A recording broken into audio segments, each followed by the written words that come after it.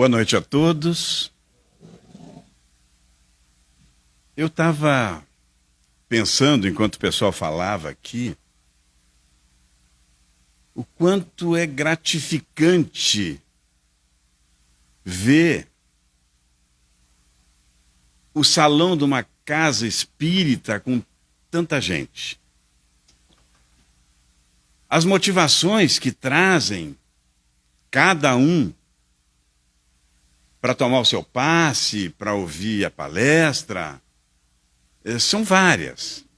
Mas a razão pela qual nós, espíritas, trabalhamos aqui é exatamente saber que, independentemente da causa que os trouxeram aqui, nós podemos transmitir o Evangelho de Jesus através da ótica do Espiritismo, que não é, afinal de contas, uma religião, é uma doutrina que tem um lado religioso, e esse lado religioso é todo cristão.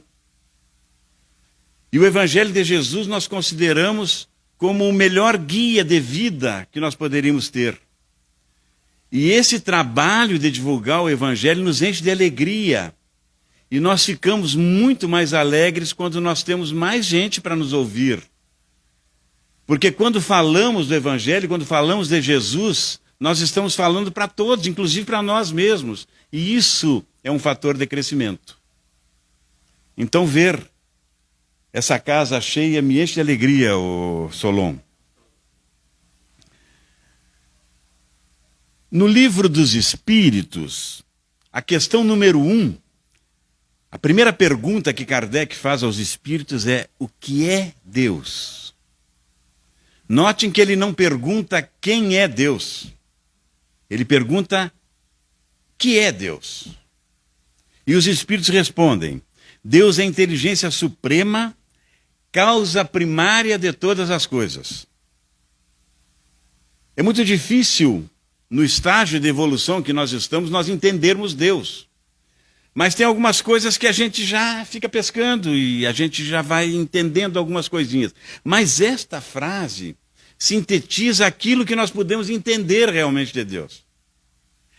É a inteligência suprema e causa primária de todas as coisas. Sendo causa primária de todas as coisas, nós podemos deduzir que tudo o que tem no universo, independentemente de ser inerte ou vivo, é criação divina.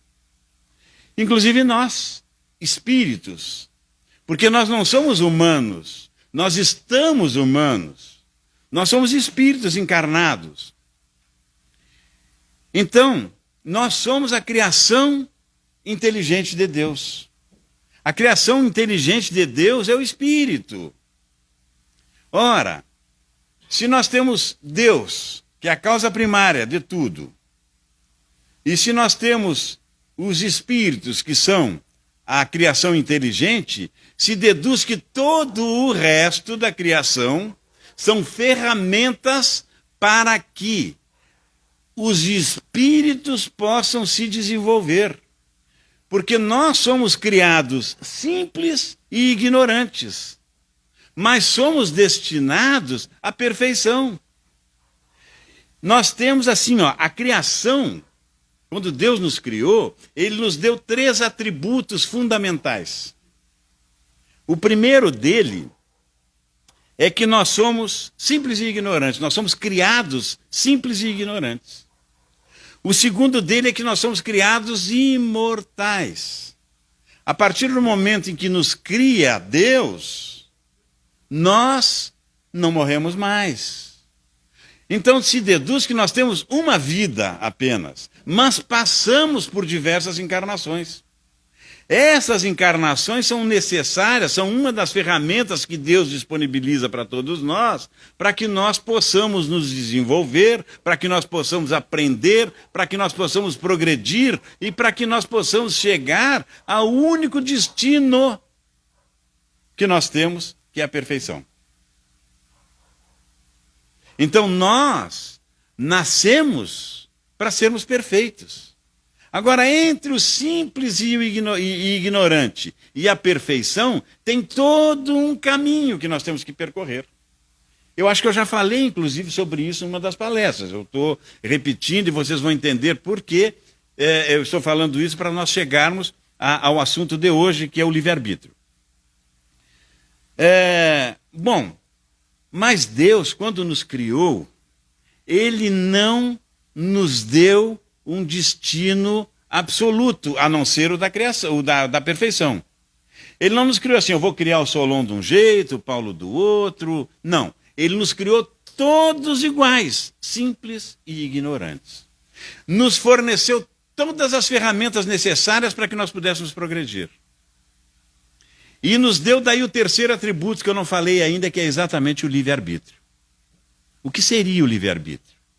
É nós podermos fazermos aquilo que nós quisermos. Todas as nossas atitudes têm que ser atitudes geradas pela nossa vontade, pelo nosso querer. Isso é livre-arbítrio. Então, nos dotando Deus de livre-arbítrio, é como se Ele nos desse, é claro que isso é uma figura de linguagem, não é bem assim, mas eu acho que assim fica melhor da gente entender, é como se nos desse um livro interminável, com páginas em branco.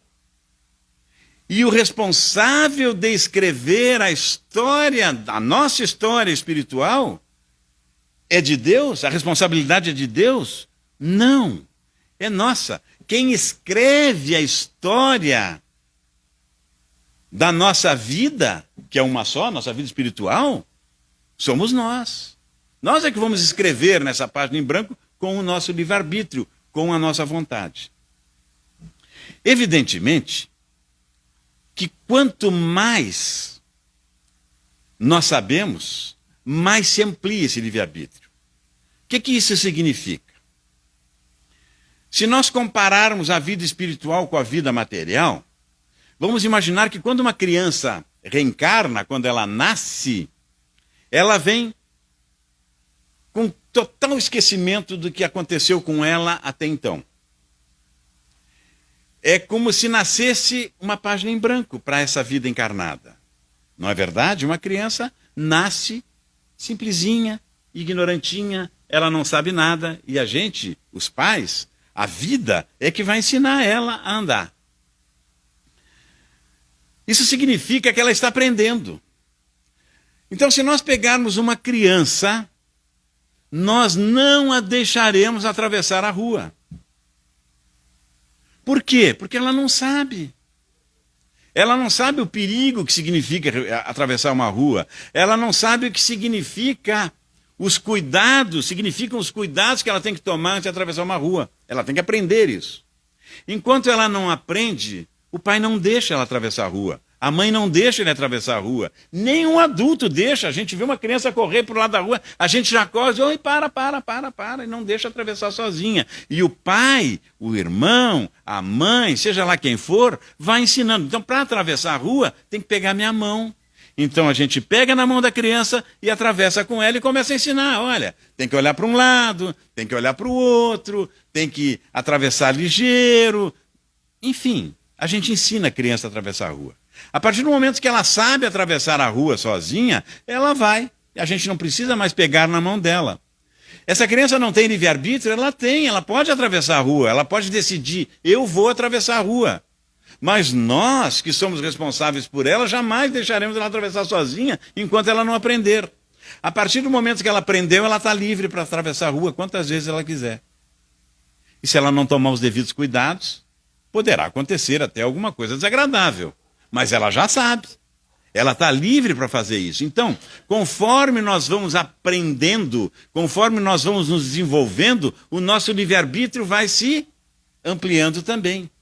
Porque em alguns momentos, Deus coloca uma barreira naquilo que nós queremos fazer e não temos condições ainda de fazer.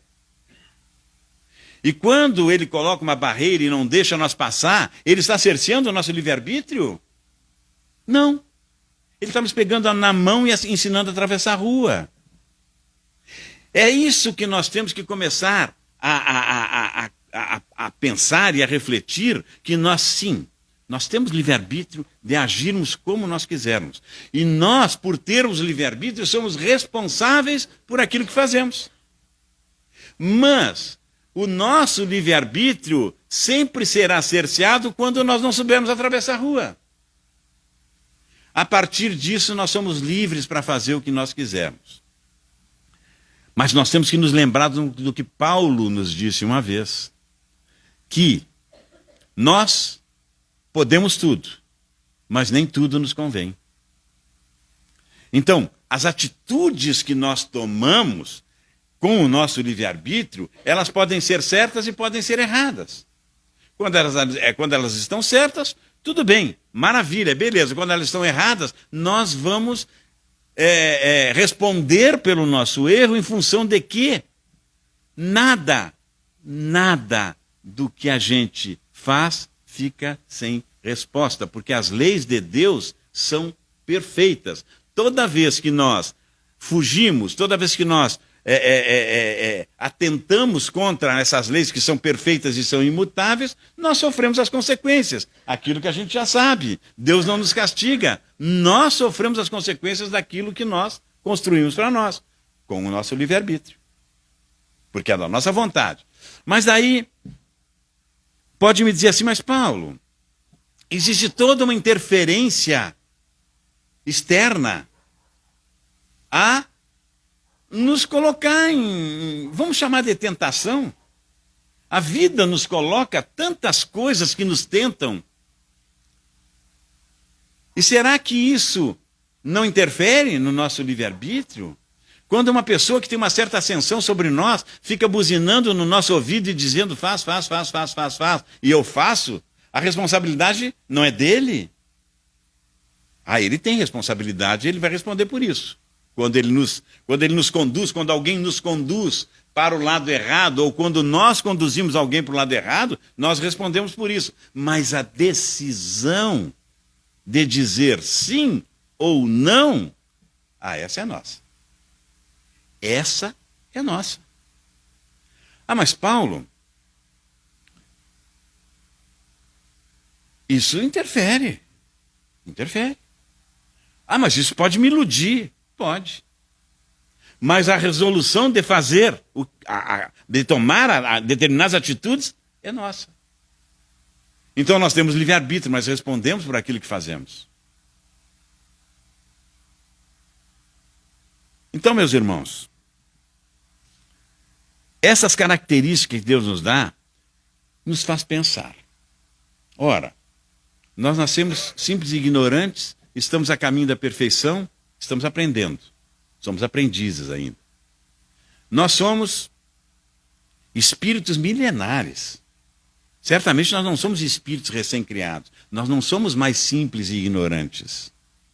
Nós ainda somos um tanto simples. Nós ainda somos muito ignorantes.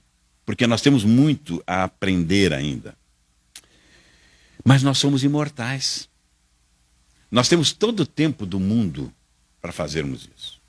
Então imaginemos que o caminho entre o simples e ignorante e a perfeição seja uma linha reta. Se nós colocarmos uma linha reta num plano, nós teremos um caminho estreito, né? Que nos leva até o objetivo da criação, que é a perfeição. Nós, enquanto ignorantes, não conseguimos nos manter dentro dessa linha reta que nos leva até a perfeição. Nós começamos a inventar caminhos diferentes, imaginando que sejam atalhos. Mas, ora, se nós temos uma linha reta que nos leva a um determinado objetivo e nós nos desviamos dele, nós não estamos atalhando, nós estamos nos desviando, nós estamos incompridando esse caminho. Então, se nós tomamos a resolução com o nosso livre-arbítrio de nos desviarmos do caminho, Deus, através das suas leis, que são perfeitas, acaba nos conduzindo de volta. É a providência divina nos ensinando a atravessar a rua, nos jogando de volta à linha reta. E a gente vai saindo e voltando, e incompridando esse caminho. Sempre com a nossa vontade. Sempre com a nossa vontade. Sempre dentro daquele limite em que nós podemos já tomar resoluções. Porque quando não podemos, Deus nos bloqueia. E daí, isto é fé. Fé de que Deus está sempre conosco, está sempre nos protegendo, está sempre nos encaminhando através dos seus enviados. O maior enviado que ele mandou à terra foi Jesus. E Jesus continua enviando espíritos beneméritos, espíritos evoluídos, para nos ajudar a voltar para o caminho.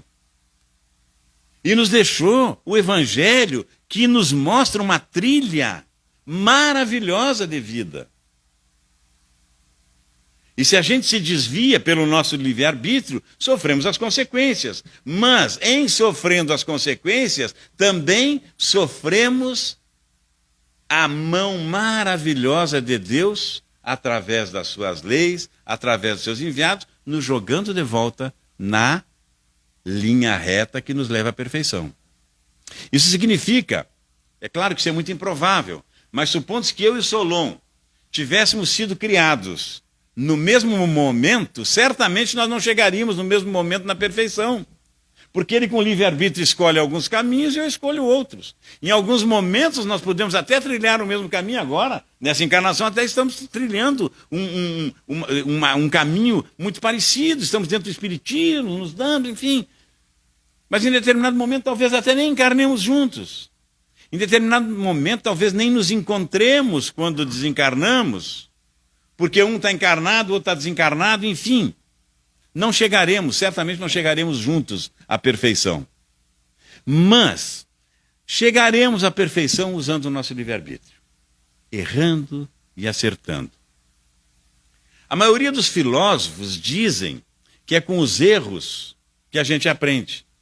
E aprender com os erros é um predicado inerente às pessoas que estão usando a sua inteligência muito bem. Porque nos é permitido errar, porque somos imperfeitos. Agora, nós temos que parar para refletir. Nós temos que pensar como é que nós estamos agindo. Nós temos que pensar aonde nós estamos colocando essa liberdade que Deus nos deu, quando nos criou, de nós agirmos como quisermos. Quando nós erramos alguma coisa, para nós aprendermos com esse erro, nós temos que refletir sobre ele. Aliás, dizem que a gente aprende mais com os erros do que com os acertos. Agora, repetir o mesmo erro é uma prova de que a gente não está parando para pensar, não está parando para refletir. Então, quando estamos, por exemplo, nesse momento estamos aqui, está aqui o Paulo fazendo uma exposição, colocando algumas coisas para que a gente pense, para que a gente reflita. Ninguém está dando aqui um direcionamento de como cada um de nós tem que agir. Nós estamos dando aqui ideias, ferramentas, sugestões, palavras de Jesus, para que cada um de nós reflita, inclusive eu reflito sobre as palestras que faço. Eu as tenho que preparar e muitas vezes, dentro da preparação, eu consigo ver os meus próprios defeitos, as minhas próprias falhas. Porque paro para refletir em cima daquilo que está sendo feito aqui. Então isso é uma coisa que nós temos que começar. Quem não faz, tem que começar a fazer. A reflexão sobre aquilo que está fazendo. E não podemos responsabilizar ninguém pelos nossos erros. Os nossos erros são resultado da nossa decisão de dizer sim ou não àquela sugestão externa ou interna que está acontecendo. E olha que eu usei a palavra sugestão e não imposição. Porque a imposição só é possível quando o espírito permite que outro o subjugue. E isto também é uma decisão. Isso também é uma decisão pessoal. Eu me deixo conduzir de qualquer maneira. Isso é submissão. Então, sugestões são sugestões. Mas só tem uma coisa engraçada, tem uma coisa interessante para nós refletirmos. Experiência, ninguém transmite. Ninguém transmite. Se a gente diz para um filho, meu filho, tu está correndo nessa direção e tem uma parede ali na frente. Tu vai bater nela, vai te machucar. Ah, para, pai. Eu já fiz isso. Eu corri naquela direção e bati na parede. A parede é quase invisível, a gente não enxerga quando o vento bate. Aí ele pensa, não, ele não sabe correr. Ele não enxerga direito. Está velho, sei lá, está ultrapassado. Eu vou correr. Aí ele vai lá e pá na parede. Aí ele aprende com a minha experiência, não com a dele. Com a dele. Não adianta nem dizer, eu não falei. Não adianta. A gente aprende com a própria experiência. É claro, uma coisa que realmente funciona é o exemplo. A exemplificação, quer dizer, eu digo para o meu filho assim, meu filho, tu tem que andar devagar naquela direção ali, porque ela é meio perigosa. E eu saio correndo, eu estou dando um mau exemplo. Agora, se eu digo, olha, vai devagarinho, vai bem devagarinho, e eu vou bem devagarinho junto com ele, eu estou exemplificando de que esse é um bom caminho para se percorrer. O exemplo sim arrasta, mas a experiência não. A experiência é nossa. Nós aprendemos com a nossa própria experiência. E mesmo quando contrariamos os bons exemplos, é com a nossa experiência que nós vamos aprender. E os exemplos podem ser bons e podem ser ruins, mas eles arrastam. Esses arrastam. Mas a experiência não. Ora, se nós aprendemos com a nossa própria experiência, então é importante que a gente reflita sobre o que está fazendo. O que eu estou fazendo com a minha vida? Isso é filosofar. Isso é filosofar. O que eu estou fazendo com a minha vida? Como é que eu estou conduzindo a minha vida? Como é que eu estou agindo com meus filhos? Como é que eu estou agindo com a minha esposa? Como é que eu estou agindo com a minha namorada? Como é que eu estou agindo no meu trabalho? A reflexão é que premia o bom andamento da nossa vida. E eu estou falando tanto da vida material como da vida espiritual. A reflexão. A reflexão. Nós temos que refletir sobre o que estamos fazendo. Nós temos que refletir sobre o que nós estamos vendo. Nós temos que refletir sobre o que acontece na nossa volta. Para quando nós exercermos o nosso livre-arbítrio, nós errarmos menos. Porque não vamos deixar de errar nessa fase de evolução em que nós estamos. Nós ainda vamos errar muito. Mas ninguém pode ser julgado pelo que ele é. E o que nós somos? Ignorantes ainda. Ignorantes da maior parte das leis de Deus. Nós temos que ser julgados e nós temos que julgar os outros pelo esforço que estão fazendo para se modificar. Quem fala isso é Espírito de Verdade, no início do Evangelho segundo o Espiritismo. E tomar a atitude de se esforçar para se modificar é uma atitude de livre-arbítrio.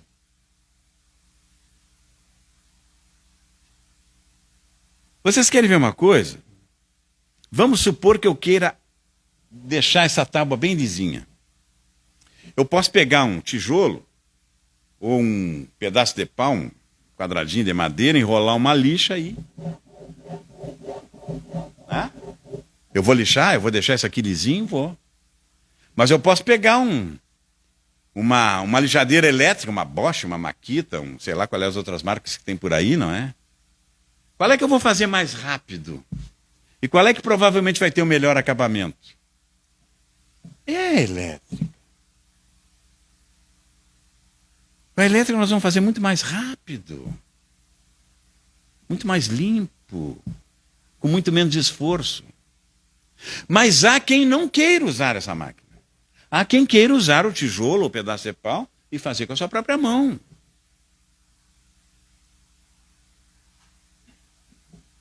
Estão sendo colocados à nossa disposição tecnologias que quando eu era pequeno, eu estou com 70 anos, quando eu era pequeno eu nem sonhava que pudesse existir. Quem tem 60 também, quem tem 50 também, quem tem 40 também, quem tem 30 também, porque esse negócio da tecnologia é uma coisa extremamente rápida.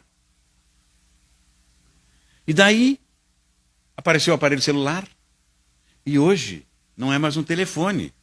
O smartphone é um computador que tem muito mais memória do que tinha a Apollo 11, que chegou a primeira vez na Lua. E nós carregamos isso no bolso. Tem mais memória do que a Apollo 11, do que aquele computador. Ele era um computadorzinho que tinha na Apollo 11, perto do que nós temos no bolso. Ora, esse aparelhinho, ele é maravilhoso. Ele nos coloca em contato com o mundo inteiro. Nós podemos, através dele, nos comunicar instantaneamente com o mundo inteiro. Através das plataformas sociais, através do próprio telefone, né? Enfim, nós podemos fazer exercícios, nós podemos fazer cálculos, nós temos tudo, é um computador. Mas eu conheço gente que ainda usa aquele celularzinho pequenininho, que as teclas não... Porque no smartphone a gente toca nas teclas, né? Aquele tu tem que bater nela. E esse telefonezinho só telefona. E manda MSN. Alguns mais antigos nem MSN tinham. Eu conheço muitas pessoas que têm esse telefone. Não, eu quero telefone para telefonar, o resto não me interessa. E ao contrário do que se pensa, não são os velhos que nem eu. Não são só os velhos que nem eu que refutam a tecnologia. Porque a única diferença que existe entre abraçar a tecnologia entre uma pessoa jovem e uma pessoa velha é que a pessoa velha tem mais dificuldade de assimilar aquilo. Porque a nossa cabeça é analógica. E tudo isso aí é digital. Então a decisão de usar um smartphone para facilitar a sua vida, inclusive a vida profissional, é uma decisão de livre-arbítrio. Eu posso usar um smartphone, eu posso me comunicar com meu filho, que mora em Lisboa, todos os dias, se eu quiser, enxergando ele. Eu posso mandar dinheiro para ele, eu não mando, mas já mandei, hoje não precisa mais, graças a Deus. Mas eu posso mandar dinheiro para ele, ele pode mandar dinheiro para mim. Olha o que a gente faz com o smartphone. Mas tem gente que não quer saber disso. Eu não quero saber disso. Isso é livre-arbítrio. Na vida espiritual a gente faz isso também.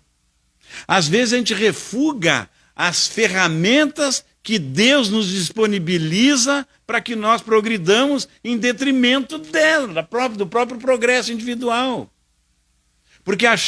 Porque somos acomodados e achamos difícil aprender coisas novas. E paramos no tempo. E quando nós paramos no tempo, nós estamos parando no nosso caminho em direção à perfeição.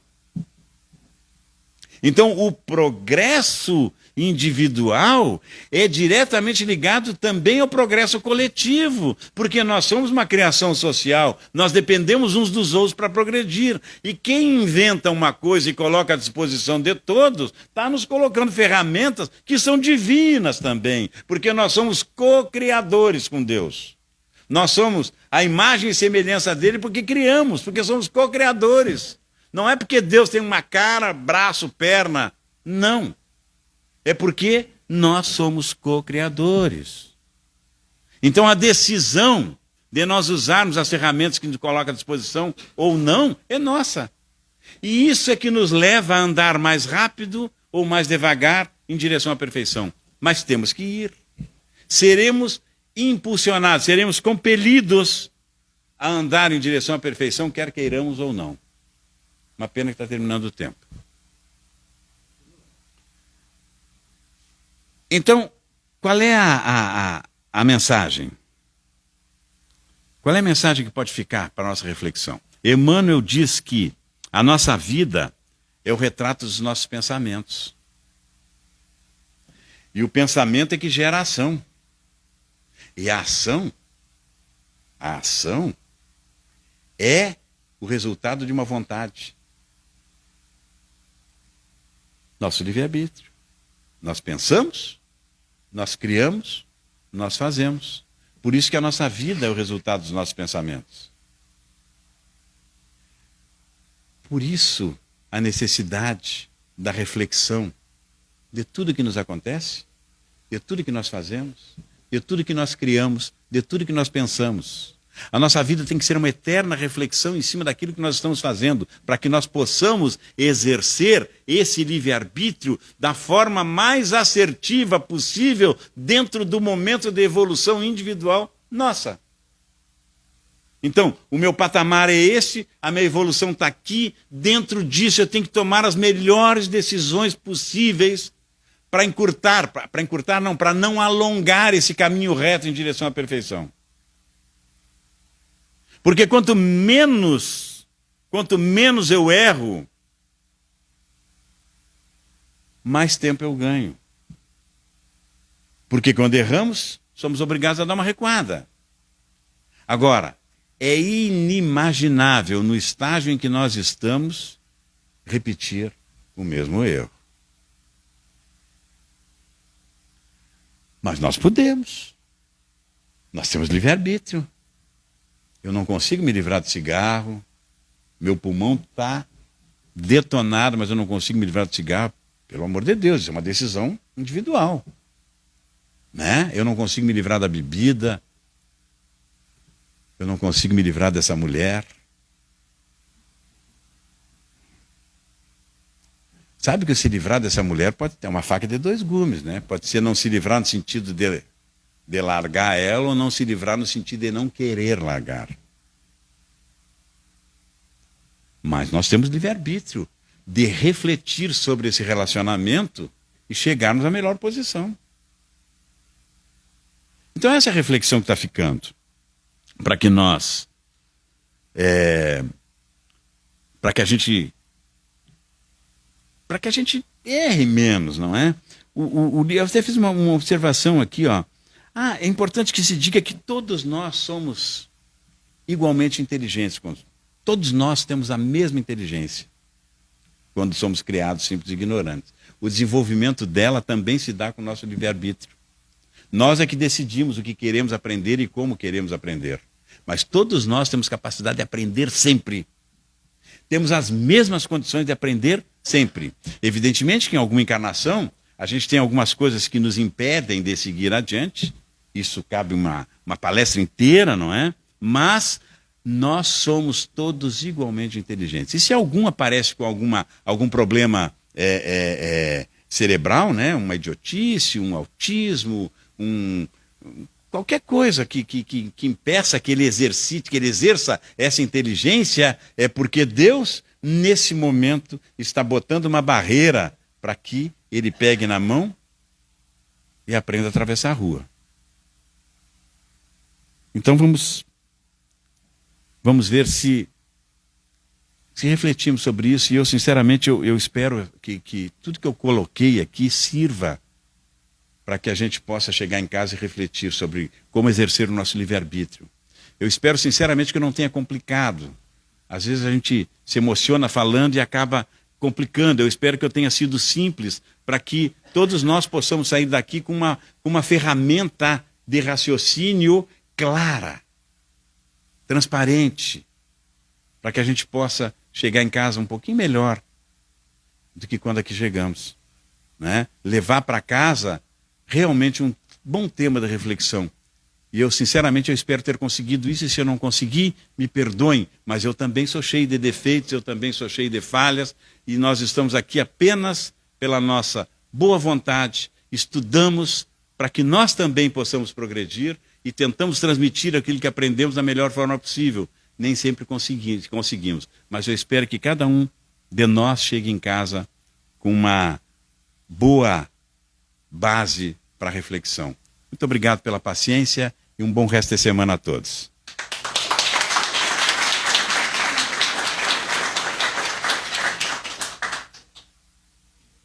Com certeza, né, Paulo? Todos nós